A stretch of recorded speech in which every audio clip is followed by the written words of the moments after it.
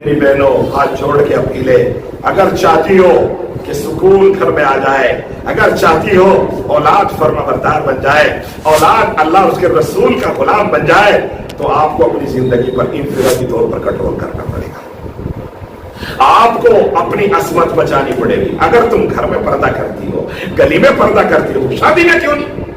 شادی میں تو اور زیادہ ضرورت ہے۔ اول تو نیک عورتیں شادی میں جاتی ہی نہیں، یہ لکھ کے رکھ لو۔ اول تو نیک اللہ والی عورتیں جنہوں نے مرنا ہے، جنہوں نے قبر کی اندھیری کو دیکھنا ہے، جنہوں نے دوزخ کے عذاب سے بچنا ہے، جنہوں نے فاطمہ الزہرا سے مسامہ ملانا ہے، جنہوں نے اللہ کے رسول اور صحابہ کی بیٹیوں کو گلے لگنا ہے، اول تو وہ جائیں گی نہیں شادیوں میں، ماں بھی چالے گی آپ ہو کے آئیے، بچوں کو لے جائیے، میں نہیں جاؤں گی۔ صحیح ایک نمبر عورتیں تو یہ ہیں متقی، اور اگر جائیں گی تو اللہ کی قسم گھر سے زیادہ محفوظ آپ کو ہونا پڑے گا۔ میں اور بتاؤں آپ کو، آپ جو گلے میں دوپٹہ ڈال کے بال کھولے کر کے، میں اللہ کی قسم کھا کے کہتا ہوں آپ کو زنا کا گناہ ملتا ہے۔ زنا، آپ کے پیچھے شیطان لگ جاتا شادی میں، یہ حدیث پاک میں آیا، اس عورت کے پاس شیطان لگ جاتا ہے جو اپنے کھلے بال کر کے جو میری ہوم میں گئی ہے، شادی میں گئی ہے، اور وہاں سے کتنے گناہ اپنے گھر میں لا کے داخل کرتی ہے، اس کو چمک نہیں رہی، وہ اس کو پتہ نہیں ہے، وہ آپ کی بیٹیوں پر اثر انداز ہوں گے، وہ آپ کے بیٹوں پر اثر انداز ہوں گے۔ میں اللہ کی قسم کھا کے کہتا ہوں آپ کے شوہر کی روزی پر اثر انداز ہوں گے۔ ونعوذ بالله من شرور أنفسنا ومن سيئات أعمالنا من يهده الله فلا مضل له ومن يضلله فلا هادي له ونشهد أن لا إله إلا الله وحده لا شريك له ونشهد أن سيدنا وحبيبنا وكريمنا ومولانا محمدا عبده ورسوله أما بعد فأعوذ بالله من الشيطان الرجيم بسم الله الرحمن الرحيم قال الله تبارك وتعالى في القرآن المجيد ألا بذكر الله تطمئن القلوب قال الله تبارك وتعالى يا أيها الذين آمنوا لا تتبعوا خطوات الشيطان ومن يتبع خطوات الشيطان فإنه يأمر بالفحشاء والمنكر صدق الله العظيم وقال النبي صلى الله تعالى عليه وسلم من رأى منكم منكرا فليغيره بيده فإن لم يستطع فبلسانه فإن لم يستطع فبقلبه وذاك أضعف الإيمان۔ آج بھی ہو جو براہیم جیسا ایمان پیدا، آج بھی ہو جو براہیم جیسا ایمان پیدا، آگ کر سکتی ہے انداز گلستاں پیدا۔ پردے کے پیچھے بیٹھی ہوئی میری بہنیں اور بچیاں اور میرے احباب میرے سامنے بیٹھے ہوئے، یہ قرب قیامت کا دور چل رہا ہے،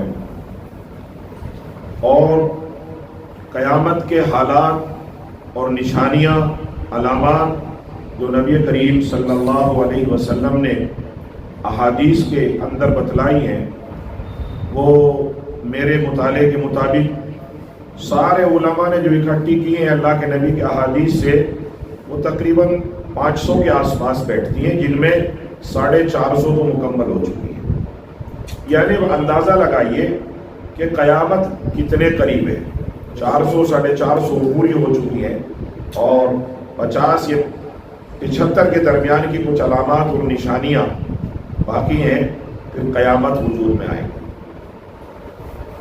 اب پوری دنیا میں بدامنی کا ماحول ہے، صرف ہندوستان ہی میں نہیں، آپ جہاں تہاں دیکھیے پوری دنیا میں بدامنی کا ماحول ہے، اور ہندوستان اس میں سر فہرست ہے۔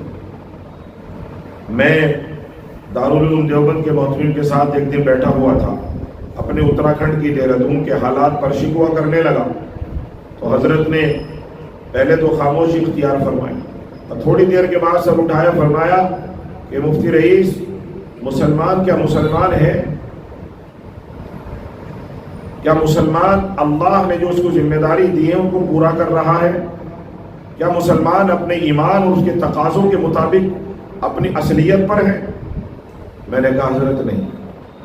تو بڑے آ بھر کے فرمایا کہ بس یہی ایک علاج ہے کہ مسلمان اپنی حیثیت پر آ جائے، مسلمان ایمانی حیت پر آ جائے، اپنے ایمان کے اور اسلام کے تقاضوں کو پورا کرنے لگے، انابت اللہ کی طرف آ جائے، ہر مسئلے کا حل ہے۔ ورنہ پوری دنیا میں واویلا پیٹتے رہو، شور مچاتے رہو، کچھ ہونے والا نہیں۔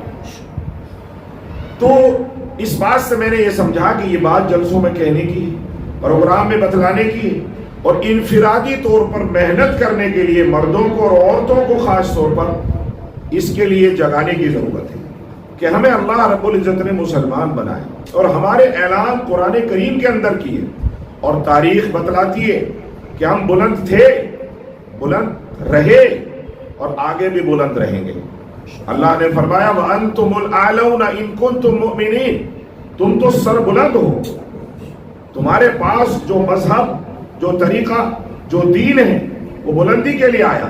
الاسلام یعلو ولا یعلا، اللہ کے رسول نے فرمایا اسلام بلند ہے، بلند رہے گا، مغلوب کبھی نہیں ہوگا۔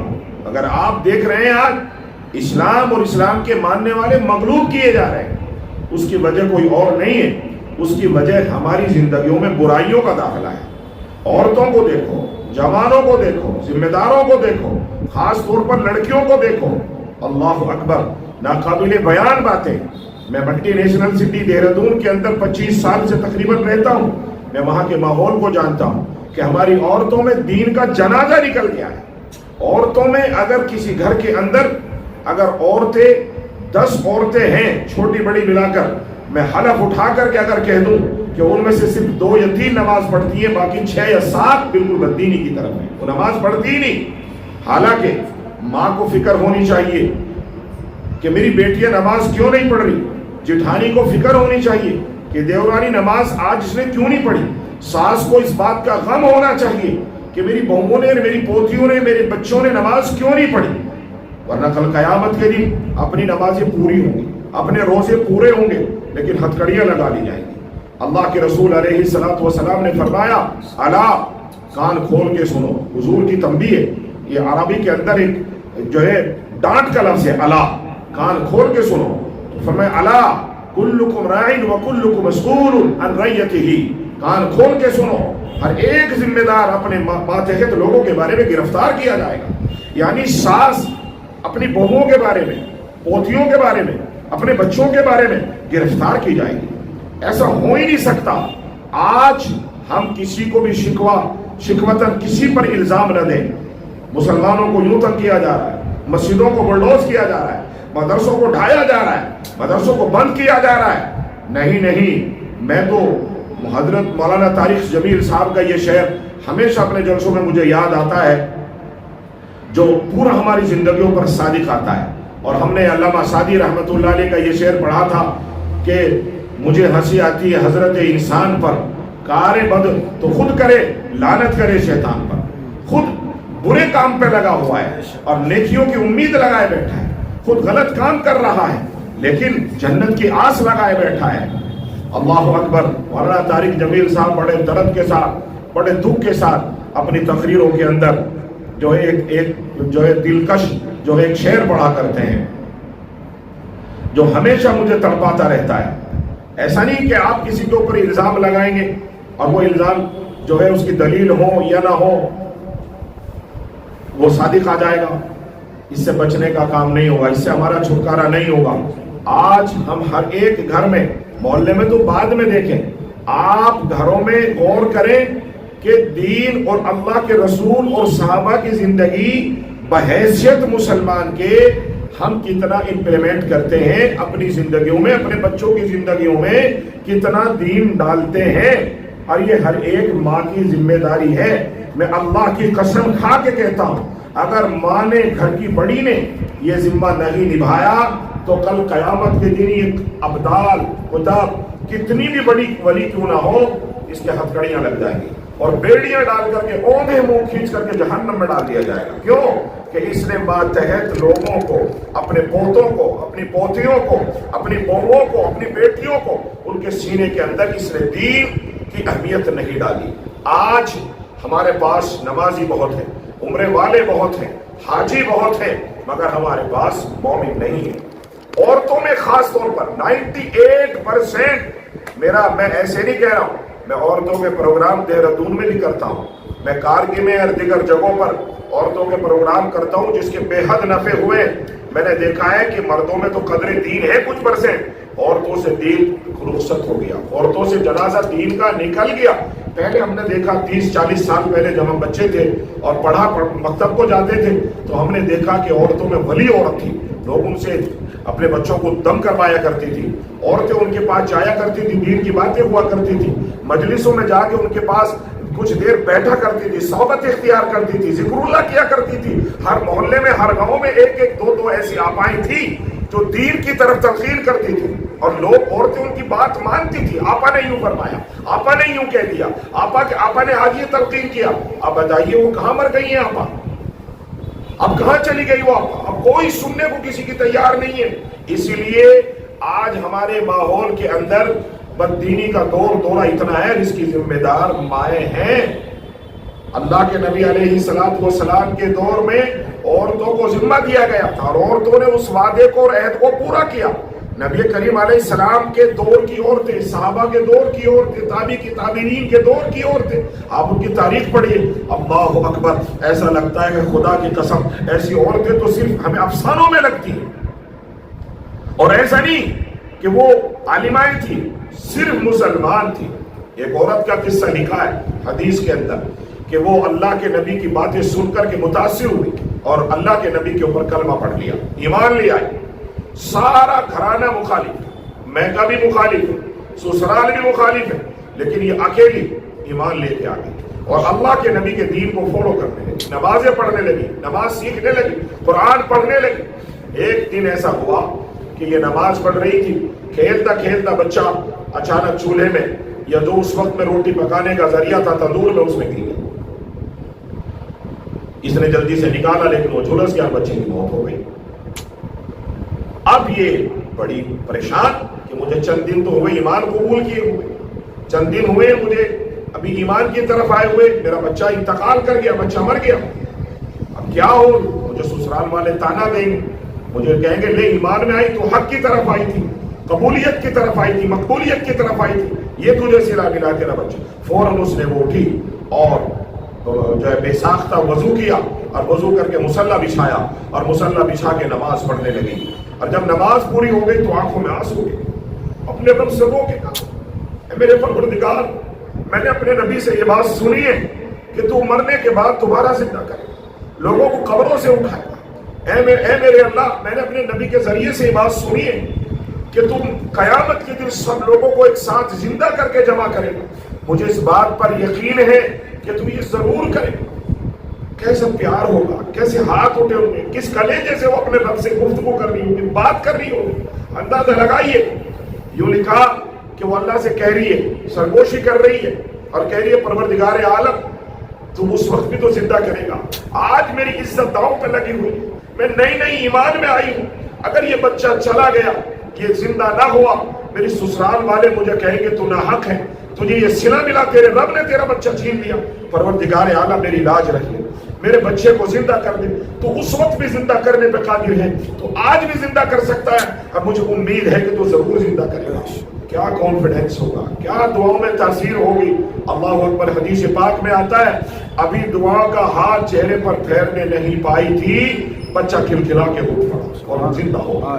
سبحان اللہ۔ اس نے ہاتھ اپنے چہرے پر پھیرے اور پھر اس کو گلے لگایا اور چوما اور دوبارہ سجدے میں چلی گئی کہ میرے پروردگار تو حق ہے، میرے نبی کی بات سچ ہے کہ تو واقعی تو قادر مطلق علی کل شیء قدیر ہے، یخرج الحی من المیت ومخرج المیت من الحی، تو ہی ہے زندوں سے مردہ اور مردوں سے زندہ کرتا ہے۔ اور ایسے واقعات احادیث میں بھرے پڑے ہیں عورتوں کے تاریخ کے اندر۔ ایک بھی ہے، گھر پہ مہمان آئے، شوہر، حدیث پاک میں آتا ہے شوہر آیا، گھر میں کچھ ہے، آج تو مہمانوں کو دیکھ کر کے شوہر کو گھورنے لگتی ہے۔ اللہ کی قسم، اللہ کی قسم، اگر کوئی عورت چاہتی ہو کہ میرے گھر میں کبھی فاقہ نہ آئے، میرے بیٹے، میرے پوتے پوتیاں کبھی فاقے کا شکار نہ ہو، تو خدا کی قسم نبی کریم علیہ السلام نے فرمایا کرو مہمان بلاؤ، دعوت دے کے بلاؤ، ہمارے جد امجد ہمارے باپ حضرت ابراہیم علی نبینا علیہ الصلوۃ والسلام نے اتنی لمبی عمر پائی، لیکن کبھی ایک دن بھی ان کی تاریخ میں نہیں لکھتا کہ اکیلے کھانا کھایا ہو۔ دسترخوان پر گلی سے بلا کے کوئی نہ کوئی بٹھا کے کھانا کھاتا ہے۔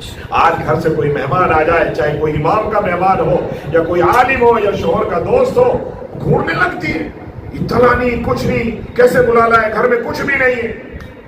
اللہ اکبر۔ میں کہتا ہوں دنیا میں اسلام پھیلنے میں عورتوں کا بہت بڑا ہاتھ ہے۔ عورتوں نے حق ادا کیے اور ہر محاذ پر کیے۔ آج کی عورتوں کو نہ جانے کیا ہو گیا کہ وہ دین کے کسی سسٹم میں بیٹھنے کو تیار نہیں ہے۔ اللہ اکبر۔ مہمان تو اللہ کی طرف سے برکتیں لے کے آتا ہے، مہمان تو آپ کے گھر میں کشادگی لے کے آتا ہے۔ کر کے تو دیکھیے، آپ یقین تو کر کے دیکھیے۔ اب وہ آئی، شوہر آیا، اس نے کہا مہمان ہے مسجد میں، کچھ ہے گھر میں؟ کہا کہ ہاں گھر میں تو کچھ بھی نہیں ہے۔ کہ کچھ بھی نہیں؟ اب 2 روٹیوں کا آٹا بھی نہیں ہے۔ اس نے کہا تو کیا کریں؟ اندازہ لگائیے کیا دین ہوگا عورتوں کے دلوں کے اندر، کیا تربیت کی ہوگی ماؤں نے۔ کہا کوئی ہر جلدی سے مسجد جاؤ، اتنے مہمانوں کو بھی جو ہے، اتنے مہمان فری ہوتے ہیں، فارغ ہوتے ہیں، فریش ہوتے ہیں، ہم اتنے اللہ سے کہتے ہیں۔ نماز کی نیت خود نے بھی باندھ لی وضو کر کے، اور شوہر کو بھی حدیث پاک میں آتا ہے 2 رکعت نماز پڑھی، دوڑ کے شوہر آیا، کہنے لگا، پھر پوچھا کچھ انتظام ہوا ہے؟ اگر کچھ تو نہیں ہوا ابھی، کہ جاؤ جلدی سے، پھر اللہ سے پھر کہو۔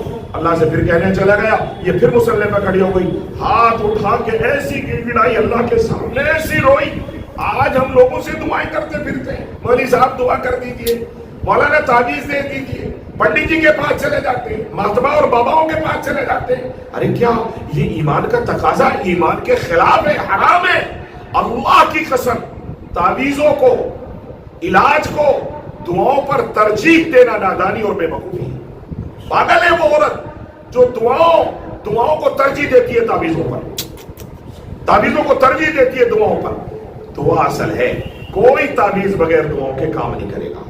دعا اصل ہے، اپنے رب سے سرگوشی کریے، خدا کی قسم امپاسبل کو بھی پاسبل بنا کے رکھ دے گا۔ اتنی چیزیں کہ آپ نے نہیں دیکھا قرآن کی آیت کو، پڑھیے قرآن کو، سنیے قرآن کی وہ آیت حضرت زکریا علیہ السلام کے بارے میں۔ امپاسبل تھا، حضرت زکریا خود 100 سال کے، 101 سال، 102 سال کے ہیں، اور حضرت زکریا کی بیوی 99 یا 100 سال کے قریب کی ہے، بچہ نہیں ہوا، عورت بانجھ ہے، بڑھاپا آ گیا۔ قرآن نے کہا کافہا یا عین صاد، کیا ہے بھائی آگے آیا؟ اذ نادى ربه، ذکر رحمت ربک عبدہ زکریا اذ نادى ربه نداء خفیا قال رب انی وہن العظم منی۔ شکوہ دیکھیے آپ، اللہ نے کہا اس وقت کو یاد کریے جب زکریا نے اذ نادى ربه نداء خفیا، بیوی بانجھ بھی ہے، عمر بھی پوری ہو گئی ہے، اور خود شکوہ کیا ہے قرآن کریم کی آیتوں کے اندر کہ بانجھ بھی ہے، کہہ رہی ہے جو ہے کوئی اولاد زندگی بھر نہیں ہوئی، مگر زکریا کو کہہ رہی ہے اللہ سے دعا کرو۔ اور زکریا کیا کر رہے؟ اللہ خود فرماتے ہیں اذ نادى ربه نداء خفیا قال رب انی وہن العظم منی واشتعل الرأس شیبا۔ اللہ اکبر۔ اے پروردگار عالم، میری ہڈیاں کمزور پڑ گئی، مڑ گئی، وسیدہ ہو گئی، 100 سال کی عمر ہو گئی، واشتعل الرأس شیبا، پروردگار میرے سر میں بڑھاپا بڑھا اٹھا، یعنی میرے بال سفید ہو گیا، مگر کیا کہہ رہے؟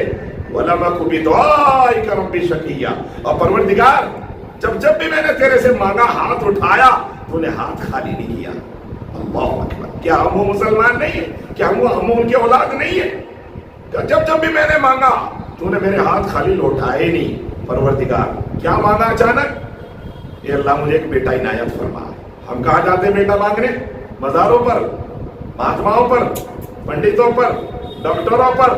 اللہ کی قسم کم عقیدگی کی بات ہے، علاج کروائیے جتنا اجازت ہے، مگر اللہ سے مانگیے۔ اگر اللہ چاہتا ہے تو بانجھ کو بھی دے سکتا ہے۔ زکریا علیہ السلام کی بیوی بوڑھی، اللہ نے کہہ دیا زکریا جب تیرا کانفیڈنس یہ ہے، جب ہمارے سے دوستی ایسی ہے، ہمارے سے لگاؤ ایسا ہے، ہمارے سے محبت ایسی ہے، جا ہم نے تجھے بیٹا عنایت کر دیا. اور یہ پہلا بچہ ہے کائنات کا جس کا نام خود اللہ نے رکھا. یہ کائنات کا پہلا بچہ ہے. 5 عورت کو ہو رہا ہے، عمر ختم ہونے کے بعد ہو رہا ہے، بڑھاپے کے بعد ہو رہا ہے، اور نام بھی اللہ نے کہا جا ہم نے تجھے بیٹا عنایت کروا دیا، اور بیٹے کا نام بھی یحییٰ کر رکھ دینا. ہم نے یحییٰ نام رکھ دیا اس کا. اندازہ لگائیے آپ کیا پیار ہوگا. اب خود دعا مانگنے والا حیرت میں پڑ گیا. اللہ سے تو سبھی مانگتے ہیں، مگر جب آدیش آ گیا، حکم آ گیا کہ بیٹا مل گیا، اللہ کیسے ہوگا؟ اللہ نے فرمایا زکریا ہم سے مانگتا بھی ہے اور بھروسہ بھی کرتا ہے، اور تجھے پتہ نہیں ہم کیسے دیں گے. نہیں اللہ، بس میں تو یہ اپنے دل کی تسلی کے لیے پوچھنا چاہتا ہوں کہ ہوگا کیسے؟ آیا میری اسی بیوی سے ہوگا؟ آسمان سے آئے گا؟ زمین سے آئے گا؟ ہوگا کیسے؟ اللہ نے کہا جو جوان عورت کو حاملہ کر کے بچہ پیدا کرنے پر قادر ہے رب، وہ اس بڑھاپے میں بھی قادر ہے. وہ رب بڑھاپے میں بھی قادر ہے. چنانچہ اللہ نے کہا کہ جا 3 دن کا روزہ رکھوا اپنی بیوی سے، خود بھی روزہ رکھ. اس کا مطلب یہ ہوا کہ روزے کے اندر کچھ نہ کچھ تو چمتکار ہے، کچھ نہ کچھ تو خاصیت ہے. اللہ نے روزہ رکھوایا اور کہا 3 دن کا روزہ رکھنا، کسی سے بولنا مت، بتانا مت، بات مت کرنا، اپنی قوم کو بھی، جو لوگوں کو بھی اشاروں سے بات کرتے رہنا. 3 دن کا روزہ رکھا اور اللہ نے ان کو بڑی بھی زکریا علیہ نبینا علیہ الصلوۃ والسلام نبی کی بیوی کے پیٹ میں حمل محسوس ہوا، اور وہ چند دنوں کے اندر مدت پوری ہوئی اور وہ پھر بچہ پیدا ہوا. کیا بچہ تھا! ایسا بچہ اللہ نے دیا، بے حد حسین و جمیل، بے حد ایکٹیو، اتنا ایکٹیو کہ پورے خاندان، پورے علاقے میں ویسا کوئی بچہ ایکٹیو نہیں تھا.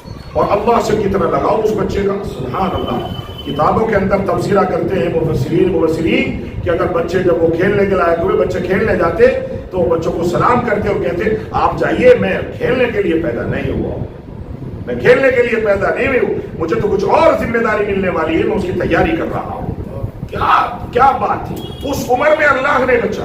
اب یہ جو ہے صحابیہ عورت اپنے مہمان کے لیے ہاتھ اٹھاتی ہے اور روتی ہے اور کہتی ہے پروردگار خالق تو آپ ہیں، آپ نے فرمایا ہے وَمَا مِن دَابَّةٍ فِي الْأَرْضِ إِلَّا عَلَى اللَّهِ رِزْقُهَا وَيَعْلَمُ مُسْتَقَرَّهَا وَمُسْتَوْدَعَهَا كُلٌّ فِي كِتَابٍ مُبِينٍ. اے میرے پروردگار آپ تو رب ہیں، آپ ہمارے، آپ تو خالق ہیں، آپ مالک ہیں. ہر چوپایا، ہر زمین، آسمان، فضاؤں میں، سمندروں میں، پانی میں، ہر مخلوق کو رزق آپ پہنچاتے. پروردگار مہمان آیا ہے، حزیمت نہ ہو، ندامت نہ ہو، کچھ تو انتظام فرمائیے. حدیث پاک میں آتا ہے ایسا وقت تھا کہ سب لوگ سو رہے تھے اور کوئی مدد کرنے والا، پوچھنے والا نہیں آ رہا تھا. اچانک چکی چلنے پڑی، اچانک چکی چل پڑی، اور اس صحابی کے گھر میں وہ چکی ایسی چلی، دعاؤں کا ہاتھ منہ پہ پھیرا. بڑی بھی صحابیہ نے دیکھا چکی چل رہی ہے اور اتنی تیزی کے ساتھ چل رہی ہے، بڑا خوشبودار آٹا نکل رہا ہے. برتن لے کے آئی، جلدی سے چکی سے نکالا، بھر لیا. گھر کے تمام برتن پھول ہو گئے اور چکی چل رہی ہے. نہ یہ پتا کہ دانے کہاں سے آ رہے ہیں، نہ یہ پتا کہ اس میں اناج کون ڈال رہا ہے، آٹا نکل رہا ہے، حسین خوشبودار آٹا. شوہر آیا، اس نے کہا کچھ انتظام، کہ اتنا انتظام ہو گیا کہ مہینے بھر بھی ختم نہیں ہوگا، مہینے بھر بھی ختم نہیں ہوگا. اس نے کہا سبحان اللہ. وہ دوبارہ خوشی میں سجدے میں چلا گیا. ہاں، ہر غم، ہر خوشی میں ہماری عورتوں کا ایک ہی راستہ تھا، ایک ہی علاج تھا، اللہ کی طرف رجوع کرنا، اللہ کی طرف عنابت کرنا. اور پھر دوبارہ سجدے میں گر گیا. اب یہ عورت سارے برتن بھر چکی. پھر اس کا شور آیا کہ چل رہی ہے، کیا چل رہی ہے؟ تمام برتن ختم ہو گئے، گھر میں کوئی برتن باقی نہیں ہے کہ جو اور آٹے کو رکھ لیا جائے. شوہر نے کہا اس کو دیکھ تو ہے کتنا گیہوں باقی ہے، کدھر سے گیہوں آ رہا ہے. جیسے چکی پر پاٹ پر ہاتھ رکھا اور فوراً چکی بند ہو گئی. مفسرین لکھتے ہیں، تبصرہ کرنے والے لکھتے ہیں حدیث میں کہ اگر یہ صحابیہ اپنے شوہر کو اجازت نہ دیتی وہ چکی کو روکنے کے، ہاتھ رکھ کے اس کو چیک کرنے کی، دیکھنے کی، تو قیامت تک یہ چکی چلتی رہتی اور آٹا یوں ہی نکلتا رہتا.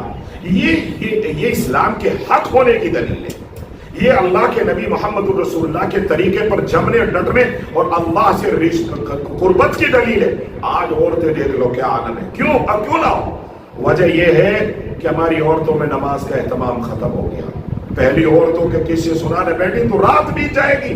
لیکن میری بہنوں صرف گزارش یہی ہے، میں آپ سے آج کے پروگرام میں ایک ہی گزارش کرتا ہوں، اگر آپ چاہتی ہو آپ کی اولاد فرما بردار ہو. میں دہرادون میں رہتا ہوں، اللہ کی قسم آج دن میرے پہ شکوے آتے رہتے اپنے بچوں کے، بیٹیوں کے، صرف بیٹوں کے نہیں، بیٹیوں کے کہ نافرمان ہو گئی. مفتی صاحب نافرمان ہو گئی، مفتی صاحب بیٹے نافرمان ہو گئے. ایک دن ایک بڑی بھی آئی بیچاری، سہارنپور کی تھی غالباً، دہرادون میں رہتی ہے. کہنے لگی مفتی صاحب یہ چینی پڑھ دو. کیا ہوا؟ کہنے لگی میرے بیٹے 6 بیٹے ہیں اور مجھے رو کے کہنے لگی ایک بھی مجھے ماں نہیں کہتا. میں ان کے لیے تڑپتی ہوں. میرے میکے والے بہت اچھے، میں بیوہ عورت ہوں، باپ ان کا مر گیا. میرا دل تڑپتا ہے کہ بچے باہر گئے ہیں، کس وقت آئیں گے. ماں تو ماں کا کلیجہ آپ نہیں سمجھ سکتے، ماں ہی سمجھ سکتی ہے. کہہ رہے میرے عیدی آتی ہے، اس میں 3 جوڑے آتے ہیں میرے بھائیوں کی طرف سے. 3 بھائی پورے سال مجھے کافی ہوتے. میں نے کبھی ان سے کوئی پیسہ نہیں مانگا، میں نے کبھی کوئی کپڑا نہیں مانگا. میں بیوہ عورت ہوں، انہی کے سارے زندگی گزار رہی ہوں. لیکن آپ جو ہیں ان پہ چینی پڑھ دیجئے. 6 بیٹے ہیں، مجھے کم سے کم ماں کہہ دیں. اے میری بہنوں، یہ تربیت کی کمی نہیں ہے تو اور کیا. بھڑکتی پھر رہی ہے ماں، تڑپتی پھر رہی ہے صرف اس جملے کے لیے کہ مجھے ماں کہہ دے میرے بچے، کہ ماں تو کیسی ہے. ہائے ہائے، کل قیامت کا دن ہوگا، یہ حاضر کیے جائیں گے اور ماں کھڑی ہوگی. اور اللہ کی قسم اگر ماں نے ایک دفعہ نگاہ پھیر لی، یہ سارے کے سارے جو ہے جہنم کی آگ میں اوندھے منہ ڈال دیے جائیں. جن سے ساری زندگی پیدا کیا، پیٹ میں رکھا، پالا، پرورش کیا، آج ماں کی آنکھوں کے سامنے ایندھن بن رہے ہیں جہنم کا. آگ لگ رہی ہے، لپیٹے گھیرا لے رہی ہے ان کو، ان کے جسم کے کوئلے بن گئے. اللہ ان پر اس وقت رحم نہیں کرے گا اگر اسی حال میں ماں کی ناراضگی کے ساتھ ان کی موت واقع ہو گئی. اندازہ لگائیے. ہاں، یہ کم جرم نہیں ہے کہ ماں بچوں سے ناراض ہو یا بچے ماں سے ناراض ہو. یہ تربیت کی کمی ہے. اپنے گھروں کا ماحول ایسا بنائیے کہ بچے ماں باپ کے سامنے اسلامی معاشرے کے مطابق نگاہ بھی نہ اٹھا پائیں، باتیں بھی نہ بنا پائیں. چیخ اور چلانا تو بہت بڑی بات ہے. قرآن نے کہا وَلَا تَقُلْ لَهُمَا أُفٍّ. اگر گھر میں سکون چاہتی ہو تو بچپن سے اپنے بچوں کو اللہ اور اس کے رسول کی کہانیاں سنائیے. بچپن سے اپنے بچوں کو صحابیات کی واقعات سنائیے. حیرت اور علمیت تو یہ ہے کہ نہ مرد پڑھتے ہیں، نہ عورتیں پڑھتی ہیں، نہ کتاب کا مطالعہ ہے، نہ تعلیم کا اہتمام ہے. اس لیے ہمارے گھروں میں اللہ کی قسم ایسی ایسی بچیوں کی شکایت ہے، ایسے ایسے لڑکوں کی شکایت ہے. ایک دن ایک بیوہ میرے پاس آئی، میں مل گیا اتفاق سے. میری بیوی نے کہا کہ یہ عورت 20 مرتبہ تقریباً آ لی. میں ملا تو مجھے دیکھتے پکڑ کے میرے ہاتھ رونے لگے. کہنے لگی میں 20 مرتبہ آئی ہوں آپ کے پاس، آج ملے ہو آپ مجھے. کہنے لگے آپ محفوظ کو جانتے ہو؟ میں نے کہا جانتا ہوں کہ میں محفوظ کی بیوہ ہوں، تو مر گیا. میں ایک فریاد لے کے آئی ہوں آپ کے پاس، اللہ کے واسطے منع نہ کریے گا. اچھی خاصی ادرانی عورت. میں نے کہا کیا ہوا؟ چیخ نکل گئی اس کی. کہنے لگی مفتی صاحب میرے بیٹے کو جیل بھجوا دیجیے. ہاں، میرے بیٹے کو جیل بھجوا دیجیے اور منع نہ کریے. میں نے کہا کیا ہوا؟ کوئی ماں ہے جو اپنے بیٹے کو جیل بھجوانے کو آمادہ ہو، ضد کر رہی ہو اور ہاتھ جوڑ کے کہہ رہی ہو کہ میرے بیٹے کو جیل بھجوائیے، بھڑک کے کہہ رہی ہے. میں نے کہا ہوا کیا؟ کیوں جیل بھجوانا چاہتی ہے؟ کہنے لگے مفتی صاحب غلط سوسائٹی میں چلا گیا، نشہ کرنے لگا. اس نے مجھے کبھی محفوظ مرحوم نے مجھے کبھی نہیں مارا، ہاتھ بھی نہیں اٹھایا، مگر میرے بیٹے نے مجھے بیلٹوں سے مارا. زمین کانپتی، آسمان کانپتے کہ جب ایسی اولاد سماج میں ہو کہ اپنی ماں کو بیلٹوں سے مار رہی ہو تو پھر زمین کانپ جاتی. آسمان اجازت چاہتا اللہ سے. میری بہنوں اس میں کسی اور کا قصور نہیں ہے، یہ ہمارا قصور ہے. آپ اندازہ لگائیے کتنی ماں بہنیں جو اپنی عصمت اور عفت کے ساتھ بچوں کو پیدا کر کے ان کو بڑا کرتی ہے، تربیت کرتی ہے. خدا کی قسم شادیوں میں جاؤ، پتہ نہیں سب کی غیرت ڈوب جاتی ہے کیا. اور کوئی ایک، میں سب کی شادیوں میں شریک ہوا ہوں، ہر برادری ہر قبیلے میں شریک ہوتا ہوں، جان بوجھ کے شریک ہوتا ہوں. जो नमाजी औरतें जिन्होंने हज किए हुए हैं, जिन्होंने उम्रे किए हुए हैं, मैं अल्लाह की कसम खा लूं तो हानिस नहीं होने का, सारी की सारी बेपर्दा और फैशन में गिरती है। ऐसा खतरनाक मेकअप, अल्लाह अकबर, अल्लाह की कसम लानत बरसाते होंगे। घर में पूरे हफ्ते ऐसी रहेगी जैसे बिल्कुल बेवा, नाउज़ बिल्लाह, ऐसी रहेगी जैसे मक्खी बिनक रही हो। और जब वो शादी में जाएंगी, हाय ये बगावत नहीं तो क्या है, अल्लाह से बगावत नहीं तो क्या है। क्या तुम भूल जाती हो कि तुम मुसलमान हो? क्या तुम्हें खबर नहीं रहती कि अल्लाह उसका रसूल हमसे हिसाब मांगेगा? कल क़यामत के दिन कॉलर पकड़े जाएंगे। क्या कर रही हो? किसको दिखाने जा रही हो शादी में? सिर्फ इसलिए कि औरतें तारीफ करें, सिर्फ इसलिए कि आपका नाम हो। मेरी बहनों, हाथ जोड़ के अपील है, अगर चाहती हो कि सुकून घर में आ जाए, अगर चाहती हो औलाद फर्माबरदार बन जाए, औलाद अल्लाह उसके रसूल का गुलाम बन जाए, तो आपको अपनी जिंदगी पर इनफिरादी तौर पर कंट्रोल करना पड़ेगा। आपको अपनी असमत बचानी पड़ेगी। अगर तुम घर में पर्दा करती हो, गली में पर्दा करती हो, शादी में क्यों नहीं? शादी में तो और ज्यादा जरूरत है। अव्वल तो नेक औरतें शादी में जाती ही नहीं, ये लिख के रख लो। अव्वल तो नेक अल्लाह वाली औरतें, जिन्होंने मरना है, जिन्होंने कब्र की अंधेरी को देखना है, जिन्होंने दोज़ख के अजाब से बचना है, जिन्होंने फातिमातुज़ ज़हरा से मुसाफा मिलाना है, जिन्होंने अल्लाह के रसूल और सहाबा की बेटियों को गले लगना है, अव्वल तो वो जाएंगी नहीं शादियों में, माँ भी चालेगी, आप होके आइए, बच्चों को ले जाइए, मैं नहीं जाऊंगी। सही एक नंबर औरतें तो ये है मुत्तकी। और अगर जाएंगी तो अल्लाह की कसम घर से ज्यादा महफूज आपको होना पड़ेगा। मैं और बताऊं आपको, आप जो गले में दुपट्टा डाल के बाल खोले करके, मैं अल्लाह की कसम खा के कहता हूं आपको जिना का गुनाह मिलता है। जिना, आपके पीछे शैतान लग जाता है शादी में, यह हदीस पाक में आया। उस औरत के पास शैतान लग जाता है जो अपने खुले बाल करके जो है मेरी होम में गई है, शादी में गई है, और वहां से कितने गुना अपने घर में लाके दाखिल करती है, इसको चमक नहीं रही, वो इसको पता नहीं है। वो आपकी बेटियों पर असरअंदाज होंगे, वो आपके बेटों पर असरअंदाज होंगे। मैं अल्लाह की कसम खा के कहता हूं आपके शौहर की रोजी पर असरअंदाज होंगे। कर लो आपने पर